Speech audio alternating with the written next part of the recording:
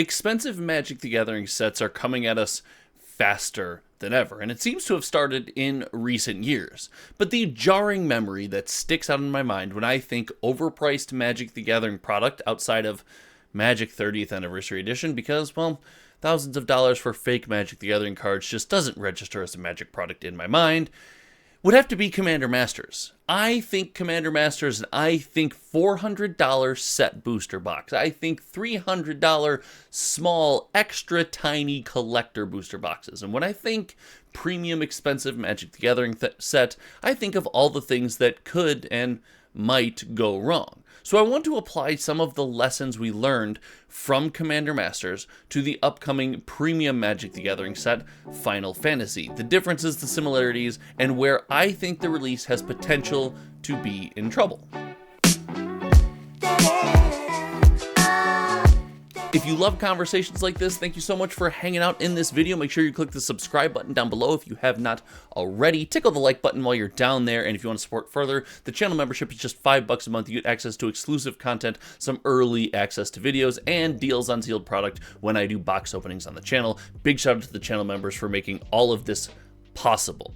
But premium Magic the Gathering product is not new at this point. I know it's come around in recent memories, but we've all kind of gotten used to the idea that some Magic the Gathering sets are going to be more expensive than others. And Final Fantasy is just the latest in a long line of Magic the Gathering products that are going to hit shelves and, well, it's going to cost us, frankly, more than I think it should. On the secondary market right now, we see Final Fantasy collector boxes going for as much as $600+ and set booster boxes in the mid 200s, probably going to trace upwards for at least a little while. And granted, these are way too early pre-order pricings. Don't base any of our knowledge off these crazy early numbers. No game store even knows how many boxes they're getting. Well, big ones might, but it does harken back to a time of Commander Masters. And I want to take us through a journey and talk about some similarities that Final Fantasy has with the old fabled Commander Masters. Now, Commander Masters was supposed to be the hype set of the year. For those who don't want to time travel, I can tell you, it was my first year on Magic the Gathering YouTube. I was transitioning from smaller TCGs, and I remember when the sets were announced, it was supposed to be the tentpole, the biggest, the pie in the sky, and where Lord of the Rings was definitely going to be a candidate, a qualifier for set of the years, but was kind of an underdog for set of the year. Commander Masters was going to have everything to support the largest group of Magic the Gathering players in the universe, our Commander players, and it was going to come to us with needed reprints, cards we hadn't seen in years, and tons of fun. All until we saw the price. When the price for Commander Masters was revealed, we instantly had a knee-jerk and visceral reaction. We decided that there is no chance we are going to pay these prices for Commander Masters. In fact, after taking some of the sales data from things like Commander Masters, it was clear that this product had a chance to be successful, but the community had otherwise rejected it. And if you head over to cardboardfinance.com, supported here by the channel members, where we track every single sold listing of sealed product for major Magic releases, you will see exactly what I'm talking about. In fact, if we pull it up over here and we pull up the summary for Commander Masters, we see that at this point it has sold a ton of boxes. 30,000 boxes sold, $5 million in total spend, but that didn't happen right away. In fact, the resurgence and the continuation of interest in Commander Masters was due largely because of the crashing price. And this isn't a Commander Masters video, so I don't want to dwell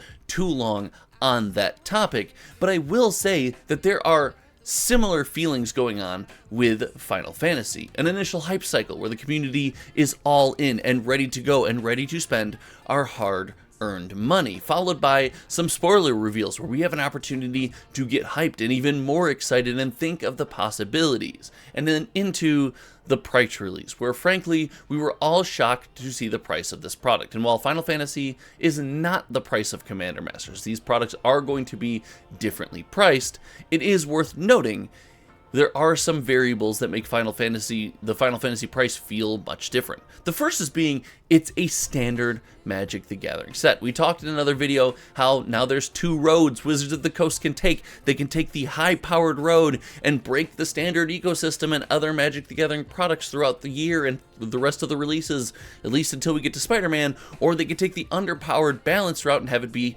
likely a powerful set, but nothing game-changing, world-breaking, in which case, you know, Magic fans have shown we want products with good cards in them, and that pull won't necessarily be there. I find it hard to believe it's going to be somewhere in the middle. In fact, I'd venture a guess it's probably going to lean on the more powerful side, but I digress. The fact that this isn't a master set, this isn't a wide open world of potential reprints and tons of powerful cards and iconic staples from Magic the Gathering, it does lead me to believe that this price could hit us the wrong way. Now, there are other examples, of course, of Universes Beyond sets demanding a premium price and being successful, but that standard development lifecycle was not part of those sets. Most famously, Lord of the Rings, possibly the best-selling Magic the Gathering set of all time, is a shining example of exactly this. Lord of the Rings came out and yes, is an incredible Magic the Gathering set. In fact, we ate it up. We bought it over and over and over again to the tune of, well,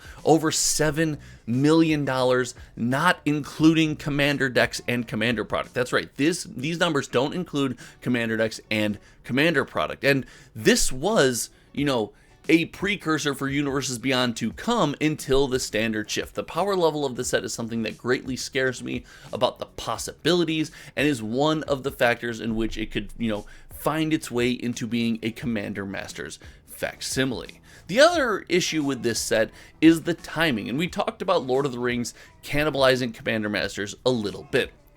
Lord of the Rings and Universes Beyond hype ended up being greater than anyone could have possibly imagined. Lord of the Rings is still lauded as the best-selling Magic the Gathering set of all time, and because of this, it cannibalized most of, if not all, the sets around it. People continued to go back to the well for Lord of the Rings long after the release date, which is uncommon for Magic the Gathering products, and still to this day, we see hundreds of boxes selling on TCG Player every single month.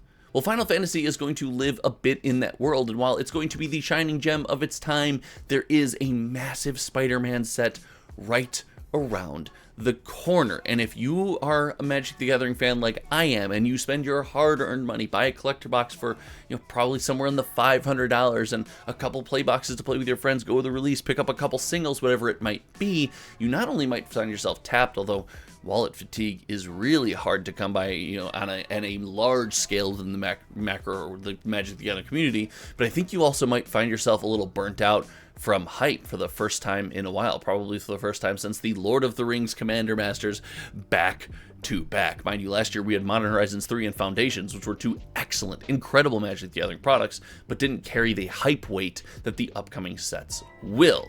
When considering this and thinking about the ecosystem that Final Fantasy is going to live in, the price it's going to demand, and the community feedback on things that I don't understand. The fact that I'm okay with an expensive collector box provided the play box is readily available. The community does not often see things the way I do and does not agree with me. I've accepted that fact, and because the collector box is likely to be extremely limited and hard to come by, well, I think we have potential for a lot of feels bad out there in the Magic the Gathering community, and that negative emotion will leave its mark on this set. Now, there are vast differences. I am not sitting here, if you made it this far, you're going to find out that I do think there are differences. I'm not telling you that Final Fantasy is going to be Commander Masters. I'm saying that there are striking similarities. There are things that we can look to kind of insulate ourselves as consumers. But more importantly, Commander Masters was an all reprint set. And while a lot of those reprints were extremely powerful, we have seen Wizards of the Coast do a great job with card design and driving us to buy new products in recent memory. Also, carrying the Universes Beyond stamp is something that should be, celebrated in itself. Universes Beyond, while it might not be for me, always does extremely well. Looking at something like Fallout, even Doctor Who Commander, something that I thought would be, it'd be fine, it sold like crazy. The numbers on Doctor Who Commander are pretty impressive. All in all, I think Final Fantasy, its original card design, and the idea that, no, it's not a $400 set box. So if you want to play, while it will be premium, it's not going to be Commander Masters premium. I do think, there are some markers, but I think it's going to be a fine set. you're also missing the Amazon dumps. The last thing I will say is Whizzicos has intelligently moved away from the model of Amazon dumps. We're not just throwing products on the secondary market on Amazon, dumping them onto the community at low prices and making everyone who bought the product in a timely manner feel horrible. All in all, I am excited for Final Fantasy. I'm excited to see what happens, but I am making sure to insulate myself and protect myself as a Magic the Gathering fan and consumer, and not overextend, because yeah, while these boxes have a potential to go to the moon, they also have a potential to, you know, kind of sit around for a while and not do a whole lot. Let me know what you think in the comments section below. Thank you so much for hanging out. Again, I appreciate everyone who took the time to watch this video. Until next time, you all know me. My name is Josh, and we'll see you around. Here's another video over here that YouTube thinks you might like. All right, goodbye.